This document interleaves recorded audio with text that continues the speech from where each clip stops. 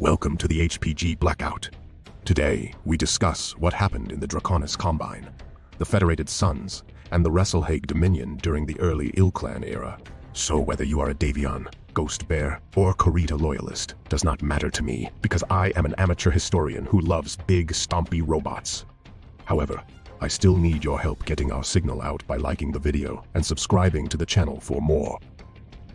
In the annals of the Innersphere's history, it was noted that despite grand military campaigns and wars like Kerensky's Operation Chieftain, the Succession Wars, and Operation Revival, internal conflicts often spurred significant transformations within the nations. Before Terra's fall, the Rasalhague Dominion, after a painstaking amalgamation process of its Ghost Bear and Rasalhague populations, achieved unity. This was marked by the Day of Love in 3137, when they ceased Eugenics Council-guided population control. This decision enhanced national identity and allowed Trueborns to replenish future Civco ranks. Meanwhile, having pushed back an invasion, House Davion concentrated on countering the dragon's advances around New Avalon and the Crucis March. Operation Perceval, led by Eric Sandoval Gruel, curbed the Draconis Combine mustered soldiery's control attempts, which united the Federated Suns and stirred Sandoval Gruel's ambition towards power. History showcased how internal politics and personal power struggles were as impactful as foreign invasions, and the Innersphere's destiny was shaped by its people's aspirations and maneuvers as well as battlefield outcomes.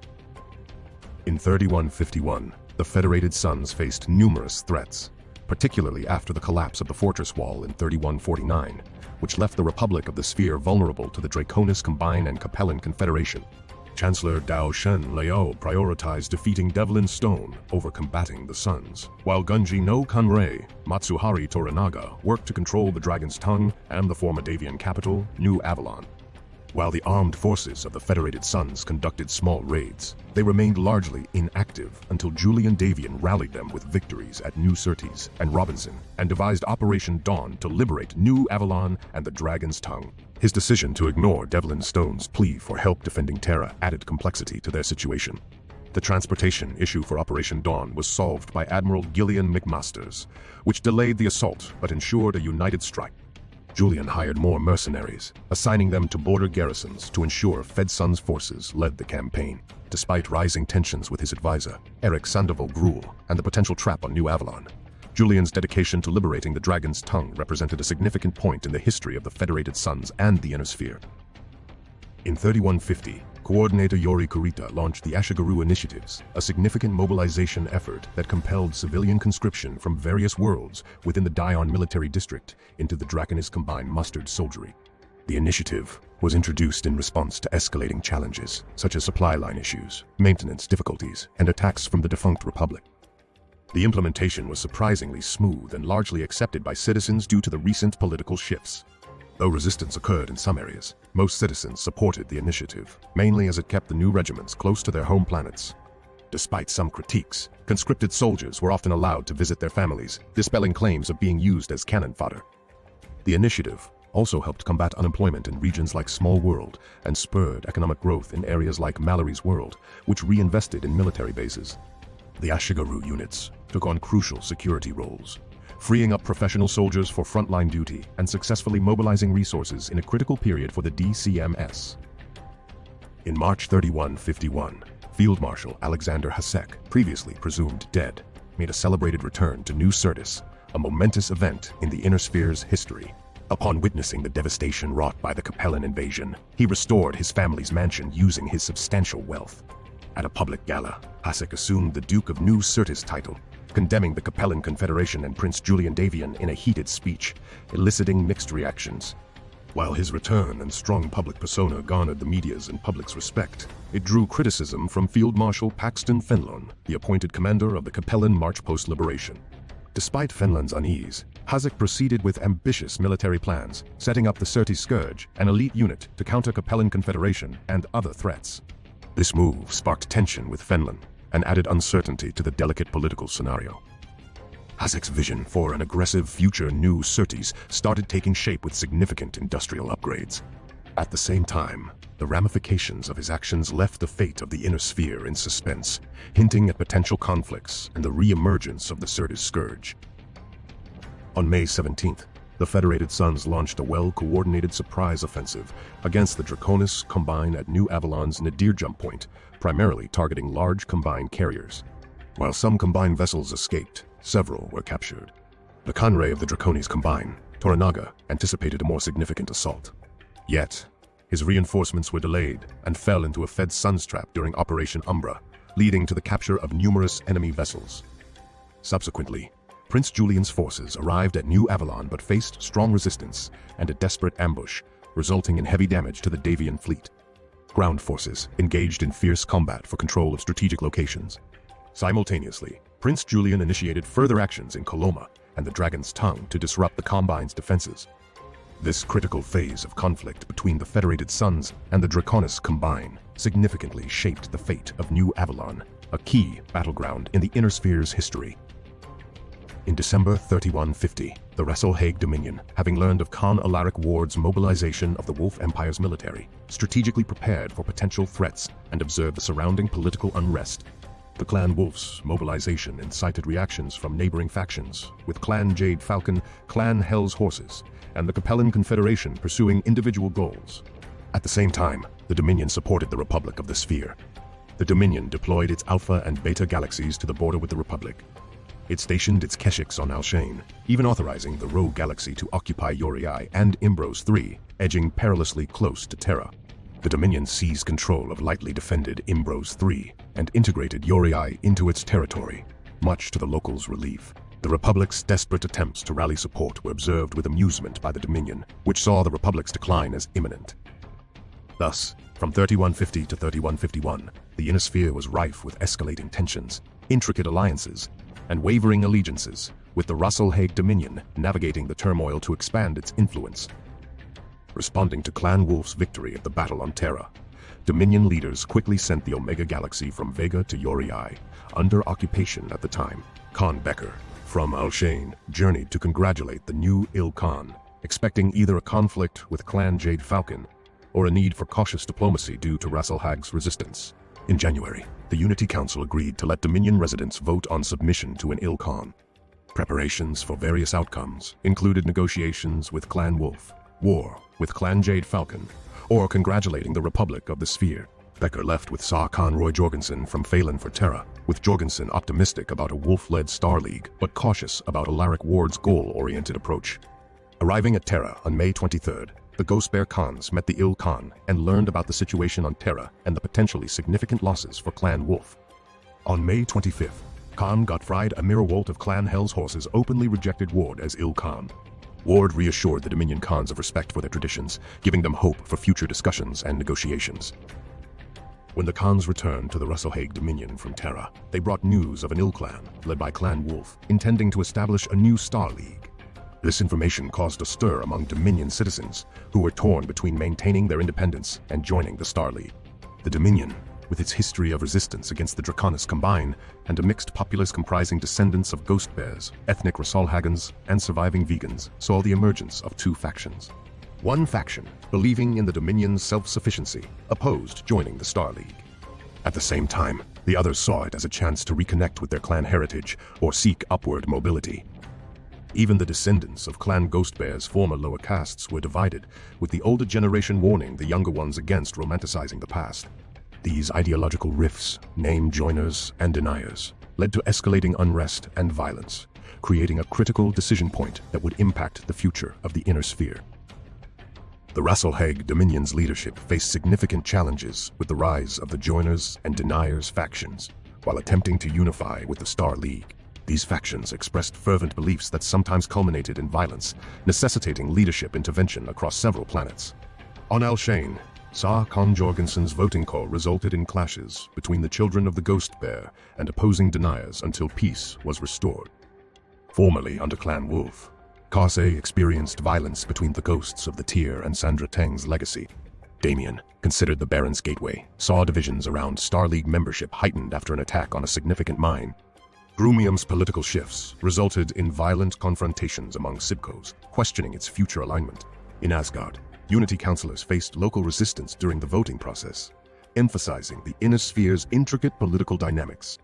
Sheliak, previously under the Draconis Combine, had divisions exacerbated by the influx of Rasalhague immigrants, leading to tensions during a referendum. After the Republic's fall, Vega wrestled with factions over its future amidst the inner sphere's flux. Vipaava, an ancient Rasalhague world, stood divided during a critical referendum, with its result potentially shaping its role in the evolving inner sphere dynamics. The unfolding events across these planets underscored the challenges and complexities of governance, ideological divisions, and the significance of political participation within the vast inner sphere landscape. Upon returning to New Syrtis, Duke Alexander Hasek was thrust into the limelight for his leadership during the planet's recovery and the reconstruction of the Capellan March military.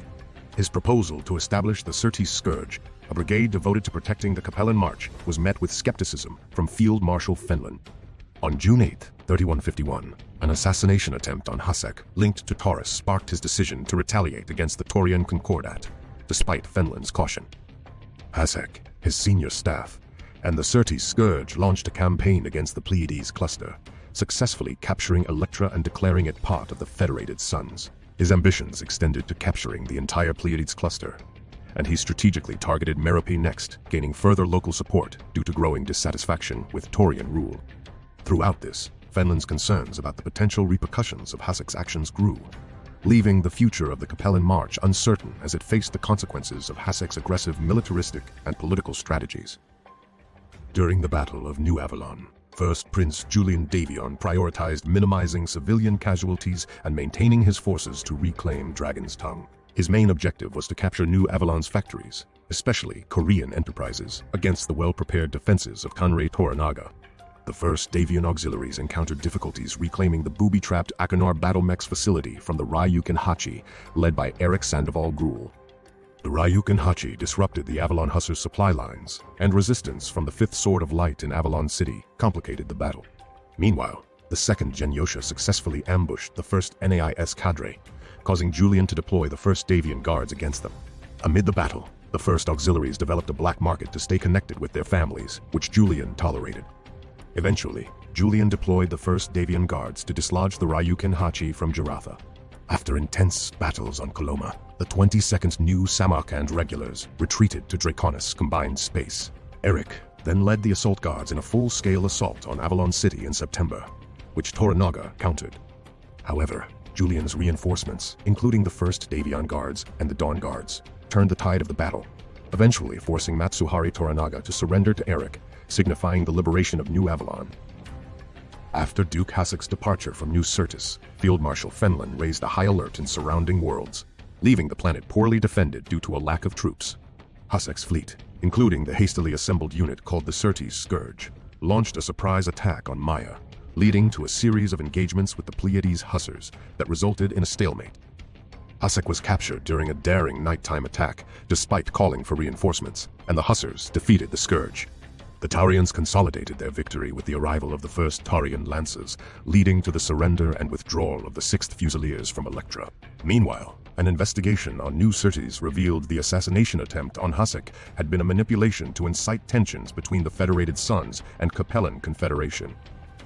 Ultimately, Hasek's departure and invasion had widespread implications for New Syrtis and the Pleiades cluster, underscoring the unpredictable nature of conflicts in the inner sphere. Following the New Avalon campaign, Matsuhari Toranaga, the once influential figure of the Draconis Combine, was imprisoned but refused to divulge any information to his captors, despite Prince Julian Davion's and Eric Sandoval Gruel's attempts. Julian, rejecting torture, reached out diplomatically to Yori Kurita, informing her of Toranaga's capture and seppuku request. Julian surveyed the aftermath of the DCMS occupation of New Avalon, which included a cultural genocide primarily executed by Toranaga to eliminate the Davion family legacy. Amid speculation, Julian visited Toranaga privately in his cell, after which Toranaga was found dead, escalating tensions between Julian and Eric. Julian proceeded with a space burial for Toranaga, marking a significant moment in Inner Sphere history as the New Avalon campaign's aftermath resulted in lasting consequences for all parties involved. During the Blackout, the Federated Suns' escalating demand for mercenaries led to the collapse of the Mercenary Review and Bonding Commission, creating a void in the mercenary brokerage service that was seized by Yale Labov of the Fox Khanate, allowing Clan C. Fox to enter the mercenary business. Despite initial skepticism, Fox Khanate promise of fair terms and swift conflict resolution attracted many mercenary units, increasing their influence and causing divisions within the mercenary community. The betrayal of Scolari's sabers, which resulted in a voided contract and reimbursement to the Federated Suns, demonstrated Sea Fox's commitment to enforcing their contracts, further drawing honest mercenaries to them.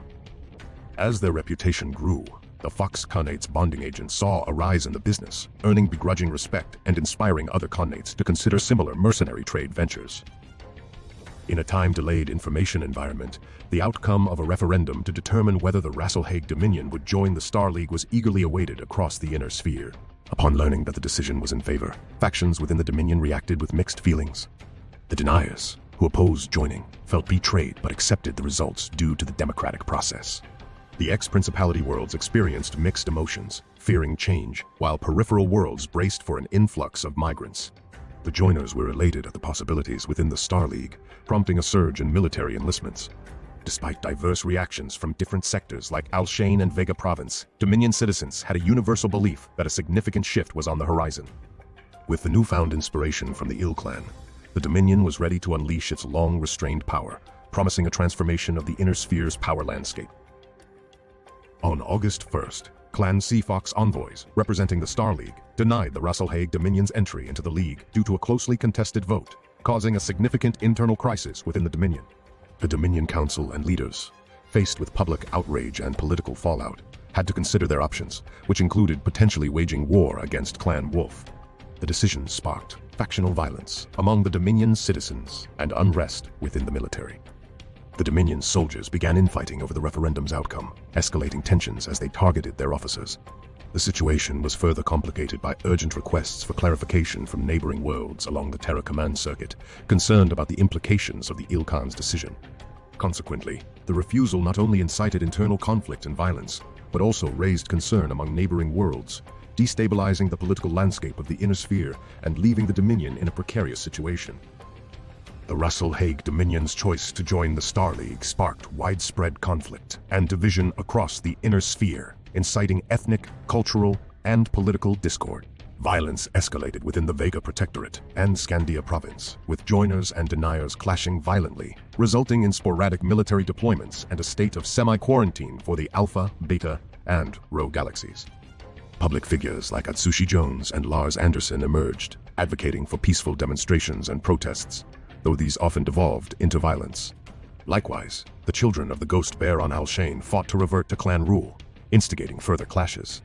The Dominion Council grappled with divisions among its members, and Khan Becker faced enormous challenges as violence continued unabated. The rejection of the Star League's membership profoundly impacted the inner sphere, amplifying conflict, straining alliances, and fostering a future of uncertainty. Alexander Hasek was defeated on Maya, which began his troubles. His attempts to rationalize his actions through claims of self-defense following an assassination attempt fell flat, and his talk of using the Surtees Scourge for territorial expansion was well known. Despite pressure from his military, Protector Doru of the Tarian Concordat approved measured punitive strikes to avoid all-out war with the Federated Suns. The 3rd Tarian Lancers and Pleiades Hussars led the strikes, encountering varying degrees of resistance on different planets. The Lancers, accompanied by Hasek, faced considerable opposition on Shonavon and Ashley, eventually triumphing through close-quarters combat. Raids were also conducted by Concordat commandos and Gordon's armored cavalry, resulting in intimidation and widespread fear. The Lancers' involvement ended after a major battle on Okara that depleted their forces.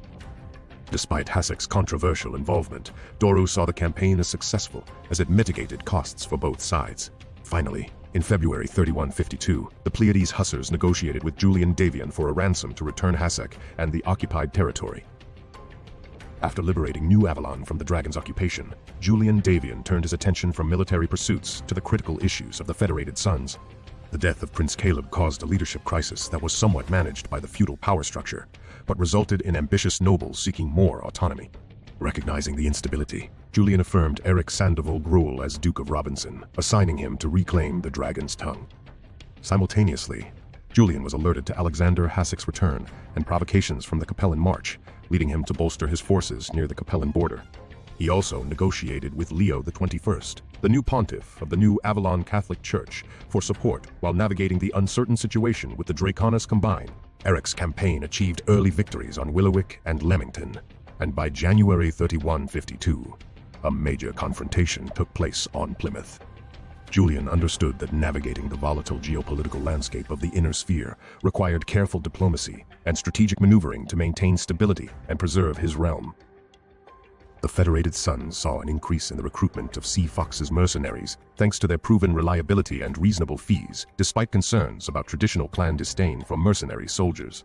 The Fox's reputation surged following the Blue Summer event of 3152, where they upheld a contract between Baron Oderuish and Times Flyers despite the Baron's attempts to violate it amidst a devastating famine on Warren.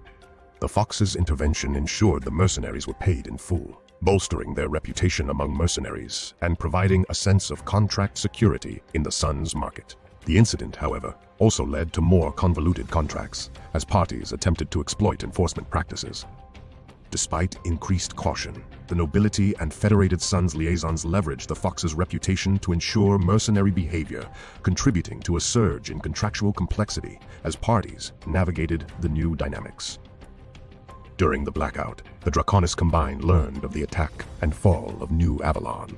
The coordinator, Yori Kurita, anticipated the end of the Combine's occupation of the Federated Suns and quickly pivoted to blame the failed invasion on Gunji no Kunrei Toranaga. Yori's political machinery subtly distanced her from the invasion while elevating Toranaga's popularity, setting him up for a fall. Simultaneously, Yori moved to regain control over the military, a power previously held by the Gunji no Kunrei. She sought support from the Combine's industrialists and Yakuza, promising them roles in reforming the army and ghost regiments. Yori also acted to isolate Toranaga supporting warlords and directed the Pesht military district to reclaim jumpship assets, a move that weakened New Avalon's defense capabilities. Following the news of New Avalon's liberation and Toranaga's death, Yori declared a mourning period for the fallen soldiers, but omitted Toranaga's name in public commendations. This series of strategic maneuvers allowed Yori Kurita to regain control and improve the Draconis Combine's position in the conflict. Driven by a fervent sense of nationalism and a desire to reclaim the Dragon's Tongue, House Davion rallied the armed forces of the Federated Suns, local militias, and mercenary landholders across the Draconis March planets. However, the liberation of Robinson, the March's capital, by Paladin Max Ergen and Task Force Eruptio sparked discontent among citizens who felt that the Capellan March was prioritized over the Draconis March. Baroness Colleen Sandoval, the new ruler of Robinson, emerged as a significant leader in this situation, having led resistance efforts during the occupation and initiated an ambitious military expansion post-liberation, incorporating the 2nd Davion Irregulars as the 1st Robinson Rangers. The Rangers and recruited mercenary regiments successfully defended the planets, inspiring other planetary governors to emulate Colleen's strategies. Despite outwardly advocating a defensive stance, Sandoval's forces primarily trained in offensive tactics, a shift that did not go unnoticed by the Department of Military Intelligence. Duke Eric Sandoval Grohl's endorsement of Colleen's policies further consolidated the transformations of the Draconis March under House Davion's efforts and Colleen's leadership. Throughout the later months of 3151, Alshane was rife with upheaval due to the protests, led by the Children of the Ghost Bear under Sonora Ghost Bear. These events necessitated intervention by the Watch, while broadcaster Aztec Gretchen urged reconciliation among Clan, Combine, and Rasalhague factions. The Second Tier, a potent Ghost Bear cluster, escalated tensions by occupying Silverdale after Sonora was freed, forcing Galaxy Commander Lars Magnuson to implement martial law and re-establish the entire caste system. As a result, Silverdale became a joiner stronghold with many trapped civilians. Faction divisions surfaced across Alshane, with Bergen Industry siding with joiners, while BA Annex at Cowherd and JES at Upsilla supported the deniers. The conflict intensified, and Star Admiral Tanya Bourgeon declared fleet neutrality despite appeals. The Watch managed a breakout, freeing Magnuson and Kabrinsky's Keshik, who reported the unrest to the Dominion Council. The Watch also sabotaged a railway, viaduct, and mech production. The deniers used their advantage at the Alshane naval yards for reconnaissance and disturbances, while the Watch and Kabrinsky's Keshik stole 2 trinaries of mechs from the Bergen Industries. Amid escalating violence, a resistance coalition formed to counter the Children of the Ghost Bear's violence and protect their culture, setting the stage for protracted conflict into 3152. Amid the Dominion's chaos, Star Colonel Emilio Hall led cross-training war games between various Sibcos on the Scandia province's anti-Spinward side, which was interrupted by an unexpected batchall from G.I. Chistu of the clan Jade Falcon. Chistu's force challenged the trainees with an array of mechs and battle armor, leading to a duel between Hall and Chistu, which Hall lost. Despite the loss, and the subsequent failure of Star Captain Allison Rand to prevent the Jade Falcons from leaving with captured Sibcos, the event indicated that significant military forces remained in the Falcon occupation zone. The assimilation of the captured Sib cadets into the Jade Falcon clan posed future challenges for the Dominion, but also potential future points of contact. The situation prompted the Dominion to deploy new Mastodon and Executioner mechs on its anti-Spinward border, signifying the necessity for vigilance and preparedness in times of turmoil. On December 23rd, Lars Magnusson reached Rasalhague, presenting crucial information about the internal strife in the Dominion due to debates over joining the Star League, leading to divisions within loyal Keshiks. Despite widespread unrest, Lore Master Hans Kabrinski staved off disaster on Alshane, and Beta Galaxy maintained the Combine border in Scandia province, although significant civilian unrest was reported. The Unity Council, faced with the decision to join the Star League, ended up in deadlock even after Prince Miraborg sided with the proponents of joining, leading to a trial of refusal and subsequent violent outbursts within the council and on Asgard streets. In response, martial law was declared to regain control, but unity deteriorated behind the scenes. Sarkan Jorgensen and Lars Magnusson departed to deal with the disorder and unite the conflicted parties. Still, the future of the Dominion remained uncertain amid escalating divisions and violence, the outcome of which would significantly impact its role in the inner sphere. Turmoil and violence spread across the Dominion, impacting multiple worlds. Fort Luden was torn between citizens wanting to join a wolf-led Star League and those left resentful by Clan Wolf, with factional violence erupting in response to the First Hussars Cluster's denier sympathies. Spittle, a Rasalhagen planet, faced a military campaign following a failed attempt to implement martial law by Star Colonel Thomas Svan, leading to armed resistance against his corrupt regime. Sheliak encountered a crisis due to Khan Alaric's rejection of the referendum, sparking nationalist violence and brutal vigilante retaliation worsened by the martial law imposed by the Third Freeman Cluster. Vorarlberg faced strife from Dominion nationalists after voting for Star League membership, leading to violent conflicts and unsuccessful intervention attempts by the Watch. On Dawn, the arrival of Lars Anderson reactivated Mimir networks, escalating violence and making it challenging for the 21st Phalanx and the Watch to protect clan and combined descendants. Lastly, Holmesbur's rejection of the Star League sparked internal strife in the First Bear regulars, leading to daily conflicts. After years of raiding that had depleted their forces, the DCMS troops in the Dragon's Tongue had become hardened and prepared for a lengthy defense against Eric Sandoval Gruel's task force, a group of samurai warriors loyal to Bushido and combined society. Despite their limited numbers, the intensity of the conflict remained high. In the campaign's early stages, the task force encountered significant resistance on Plymouth and Euclid, facing off against the Ryukin Hachi and Ravanian's Redemption. Although initially outmaneuvered, Eric adapted his tactics, resulting in some victories. However, challenges mounted on Gambier, with the Fed Suns managing to push the Combine back, relieving threats to New Avalon. The Combine consolidated its defenses, prompting the 7th Ghost to attack Nagel. As the campaign continued, the DCMS launched counter-operations, with the 45th New Samarkand Regulars and the 8th Sword of Light claiming victories on Brundage and Sakara 5. Eric restrained his forces to prevent chaos along the border. In contrast, his victories earned him widespread support. Despite significant losses for the DCMS, it was clear that the AFFS still faced considerable challenges and that the conflict in the Dragon's Tongue was far from over. The conflict over Gambier became a taxing affair for Eric Sandoval Gruel and Julian Davion within the Dragon's Tongue. The Ryukin San, controlling fortified jump points, adeptly defended the planet against the Davion Assault Guards, led by General Richard Daimler, who struggled due to insufficient aerospace assets. The DCMS mercenaries, taking shelter on Gambier, attempted to counter the Davion offense but faced coordination problems. Gambier's status as an entertainment world led to both sides using its structures as strategic points, dragging the conflict into a long, drawn-out process. Sandoval Gruel, frustrated with the slow progress, sent reinforcements, which complicated the situation as they clashed with the original invasion force. The Ryukin and their support elements eventually escaped, leaving land dispute resolution to Daimler. When the Fox Khanate refused to intervene, Daimler took control of the landholds, removing mercenary units from Eric's task force and jeopardizing the second wave of the campaign. Eric's victories in the Dragon's Tongue led to widespread celebrations in New Avalon, overshadowing the fame of the previously revered hero and first prince, Julian Davion. Despite the public's admiration for Eric's military successes, Julian recognized the potential threat Eric's leadership posed. Amidst managing various crises, including trade disputes and succession issues, Julian also addressed increased piracy issues after the 3152 victory over Toranaga. In the same year, he faced the challenge of Alexander Hasek, who was previously presumed missing but had allied with the Taurians.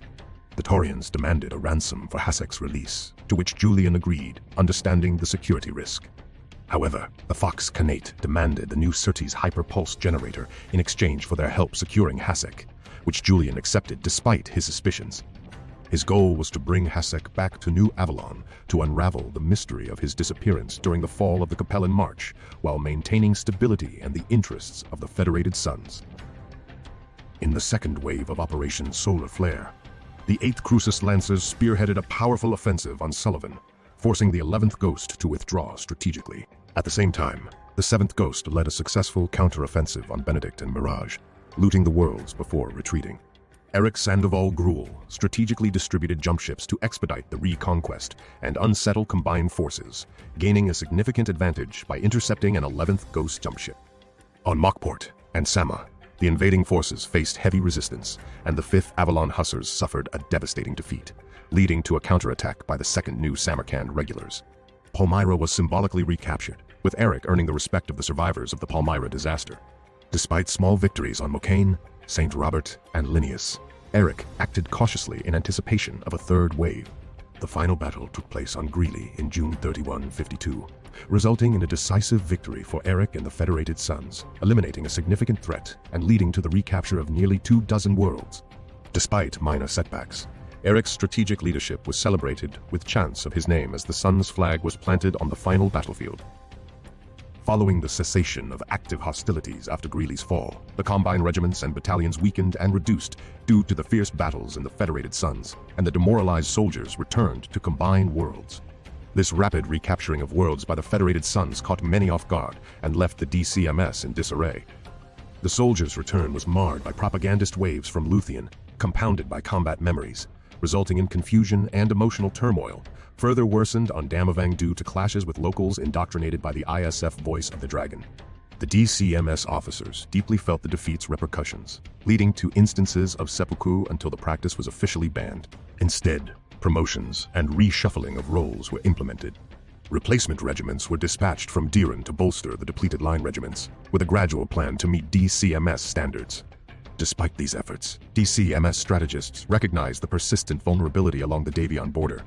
The AFFS faced similar challenges, leading to an uneasy peace predicted not to last due to the sustained tensions and losses suffered by the Draconis Combine and the Federated Suns.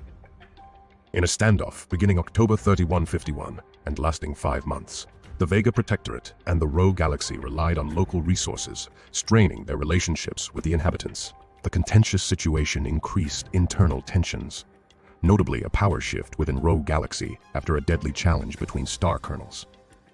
Initially supportive of isolating the Dominion, the Vega Protectorate recognized its dependence on them for economic stability and advanced clan technology, causing public unrest. Rho Galaxy broke out in late February, engaging in a decisive confrontation with other galaxies. The climactic event saw the arrival of Saw Conroy Jorgensen and Galaxy Commander Lars Magnusson, who revealed the wider chaos within the Dominion and brokered a peace agreement. The standoff concluded with an unexpected alliance shift and the tragic death of Saw Con Jorgensen, causing further power shifts. By April's end, the Vega Protectorate realized the importance of maintaining peace amidst internal divisions, acknowledging their deep ties with the Dominion. As the new year commenced, Lore Master Hans Kabrinski navigated significant turmoil within the Tumen across the Alshane and Scandia provinces. Amid the absence of the clan and unity councils, his Tumen was the sole Dominion authority rimward of Dawn. With the return of the Beta Galaxy from the Vega Protectorate, Kabrinski's authority in the troubled clusters strengthened despite ongoing joiner-denier trials. Further bolstered by Prince Miraborg's Christmas Day proclamation of the Dominion's intention to join the Star League, Kabrinski was prompted to enforce the Prince's directive. This led to a purge within Beta Galaxy, leaving only loyal forces. Kabrinski then dispatched these forces to the borders and embarked on a tour to subdue other galaxies, with significant encounters in Orestes and Meacham.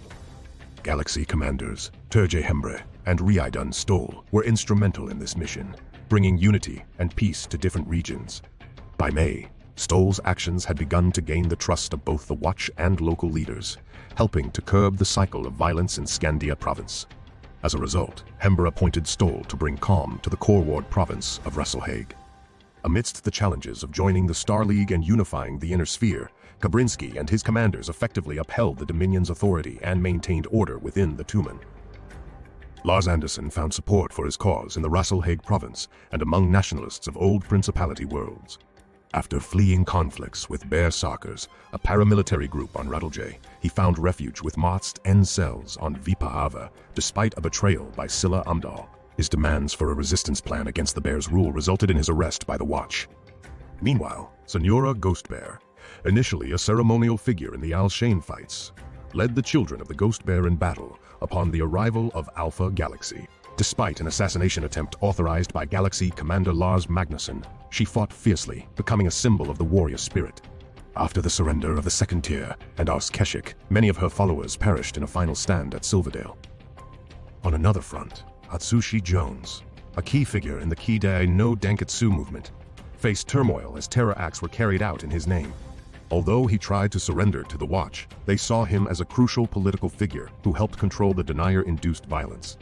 Eventually, Jones vanished mysteriously, sparking rumors and conspiracy theories far beyond the Dominion after peace was restored to Sheliak.